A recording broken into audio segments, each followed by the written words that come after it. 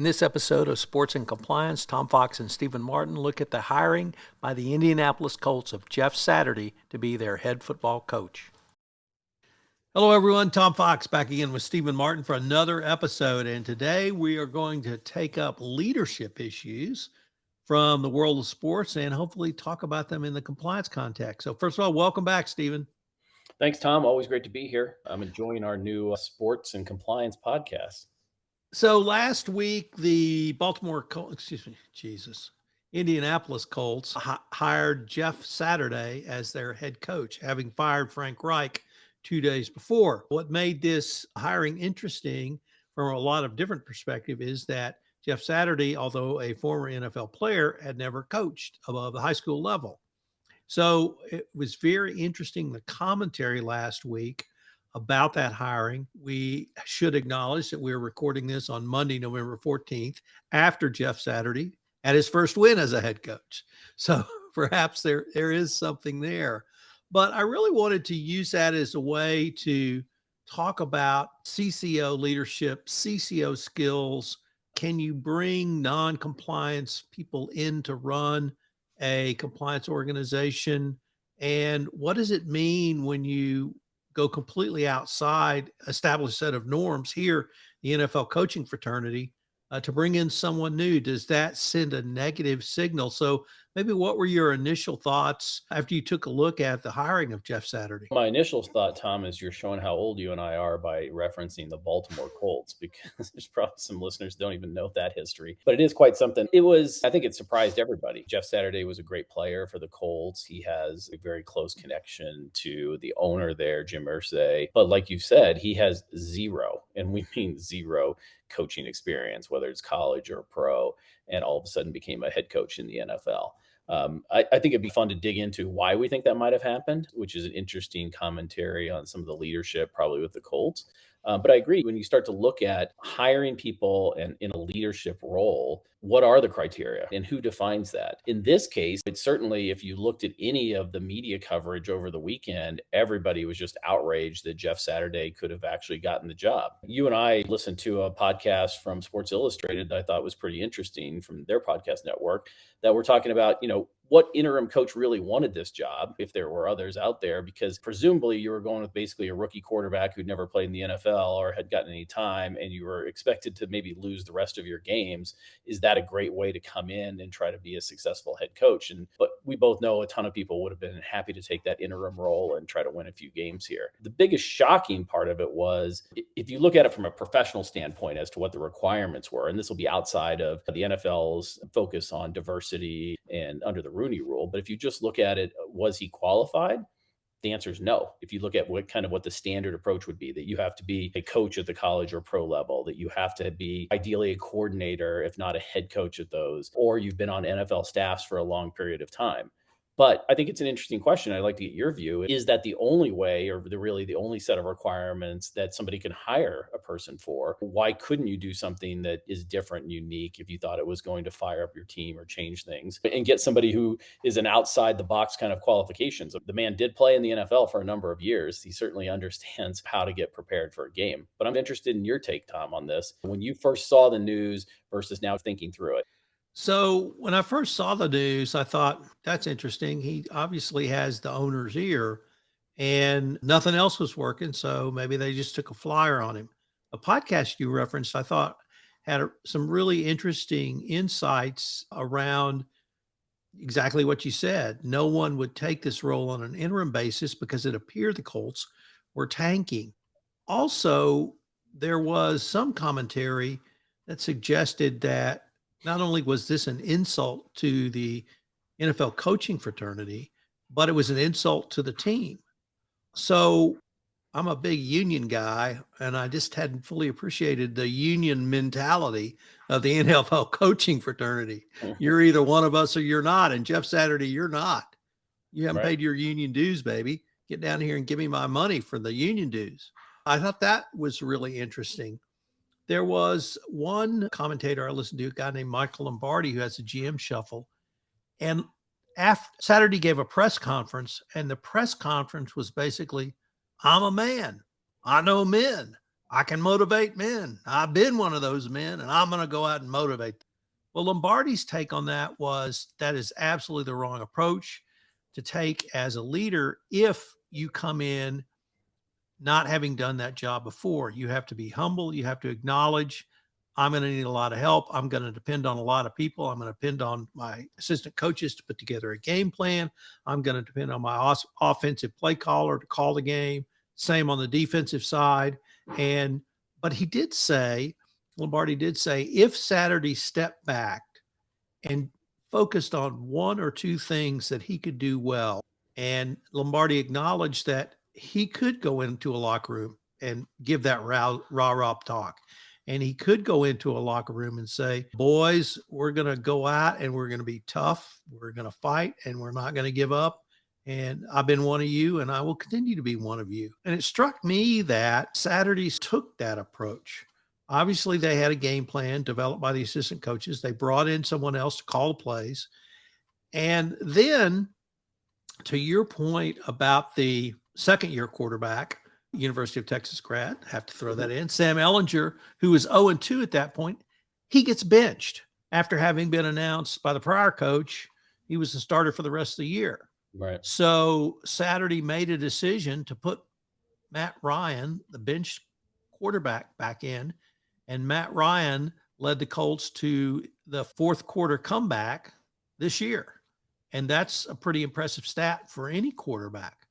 And so Saturday saw something on the practice field or watching game film, however he made that determination, saw something enough to put Ryan back in when it appeared the future of the Colts was with Ehlinger, whether that future was tanking or whether that future was, let's give the kid a try and see if he can really be a NFL quarterback.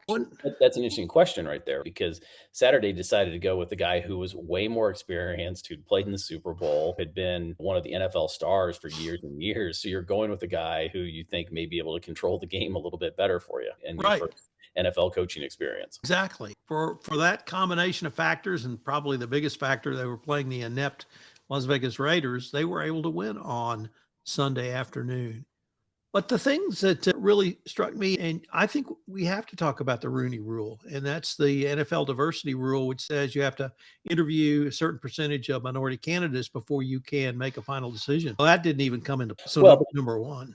But it's an interesting one on that one, right? Because if it's the Rooney Rule in terms of hiring a coach in a permanent status, that's still going to impact the Colts when they go to do this, unless they decide to give him the formal title of head coach. Because right now he's the interim coach. And at least in that podcast you and I both listened to, they were talking about him maybe being a consultant for the rest of the season. That yes, he's quote the head coach, but he's inside trying to understand what's going on with the organization, who's good, who's working hard, who's a challenge, because he's so close with the owner that the owner wanted an inside look at the organization and didn't want to hire anybody permanently in the middle of the season. And you could have turned to a couple former head coaches that are on that staff, John Fox being one of them, and there's another on there. You could have done assistants, but if Irsay trusts them, again, that's leadership characteristic, which is he wanted to put somebody in that he could understand what's happening in his own organization, which is an interesting one.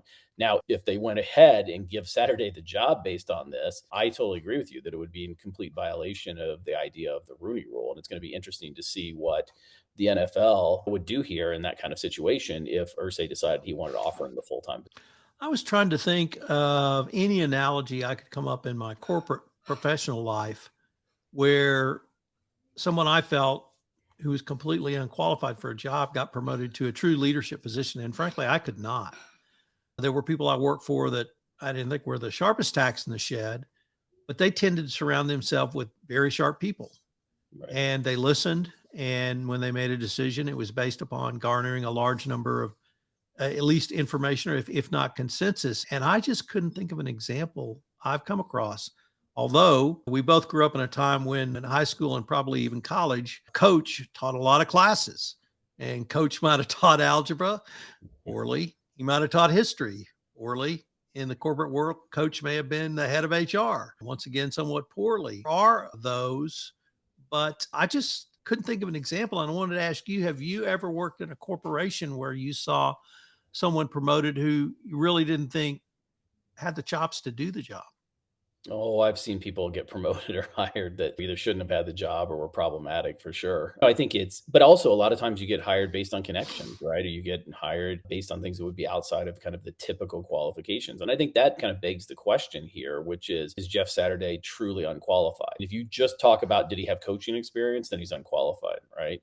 If you were talking about knowledge of football, knowledge of the Colts, and knowledge of the NFL, I don't know. Is he not qualified? He was in the NFL a long time. He's seen a lot of coaches, good, bad, and otherwise, and been in those trenches. Maybe if you're Irsay, you think I want to do something different here because I want to jumpstart the organization. And what's the downside? I lose all my games. I was on that path to start with, and so Right. it's an interesting one to me from that perspective. I thought it was interesting for everybody to just jump on and say how unqualified he was versus what makes him qualified potentially, which would have been an interesting discussion as well. And it goes into the same thing when you were talking about compliance officers. You and I know the vast majority of compliance officers are lawyers. What's the reason for that? You can think analytically, you understand risk, you understand what the law requires, you're good at handling kind of tough pressure situations. But there's a lot of people out there that could do that, could be a compliance officer, but that's not what the expectations are for a lead compliance role. And so I think part of it has to do with defining and thinking about who's a great leader and what makes them a great leader versus the perceived requirements for the. So I want to circle back with a question you posed to me a little bit earlier, which was, would someone not want this job on an interim basis because the Colts were tanking, and this was what Irsay, the owner, had to do? And the example I thought of was the Houston Astros. Houston Astros in 2011 to 2013 lost over 100 games for three straight. When the Jeff Luhnow, Jim Crane regime came in, they hired a coach from the Washington Nationals, Bo Porter. And it was his first, he was an African American, first managerial head manager position in baseball. He'd been a lifer in baseball. And he was wound really, and he was not institutionally set up to lose 100 games. He made it about a season and a half. And I always wondered, was he in on the deal that they were just going to tank? Now, in baseball, the Astro tanked by basically playing double A and triple A players and calling them major leaguers. And so they were able to save all that salary. So they banked that money. And then, of course, they got high draft picks and took that approach. But I always wondered if Porter was in on the gig. But football is very different. And we talk about tanking in football, but I don't know any football player who would tank, period.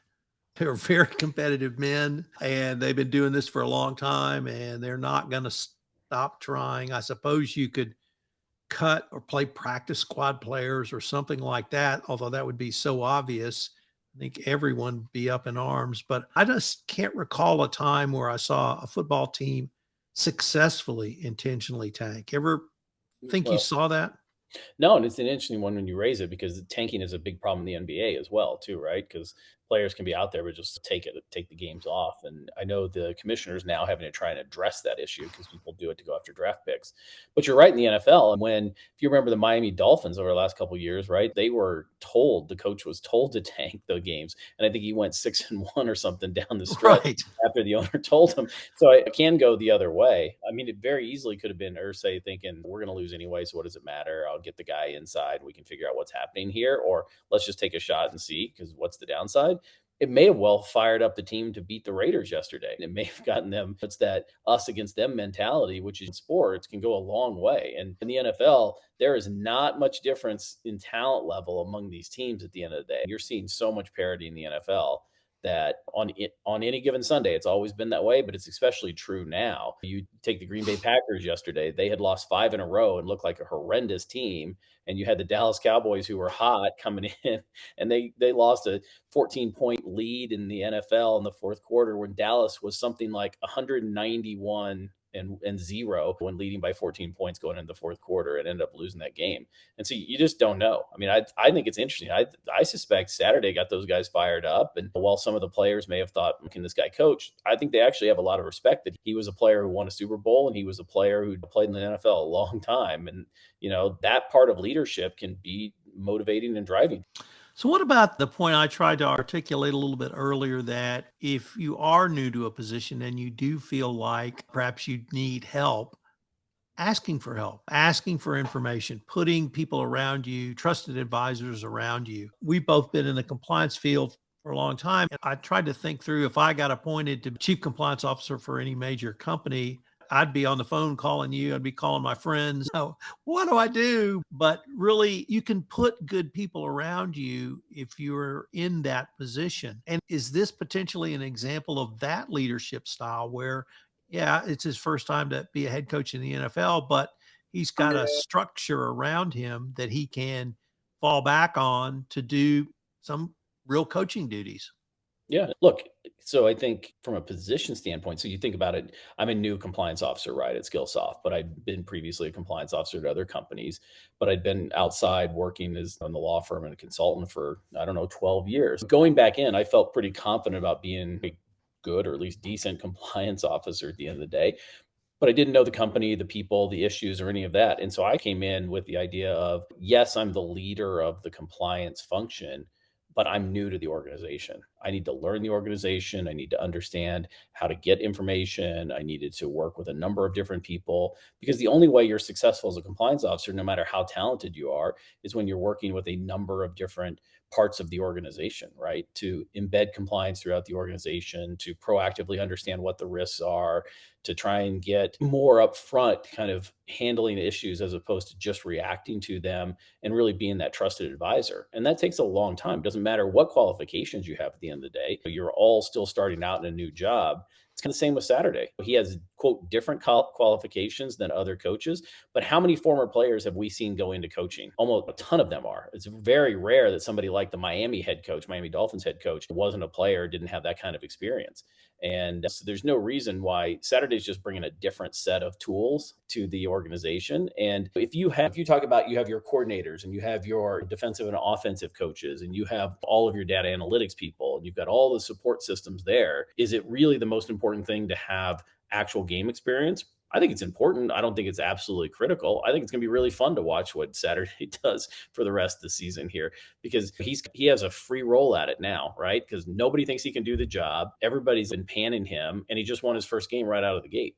And to me, it's a great way to go into that locker room, just like it would be if you were a compliance officer and say, hey, I'm here to learn. I'm going to show you what it was like when I was playing. I've got this experience, but I need to really understand what you guys need to be successful. And let's all go figure it out. I'm not sure we could end this podcast any better than that. I think that's a great way to end this podcast. Stephen, I look forward to continuing this conversation. No, it sounds great, Tom. See you later.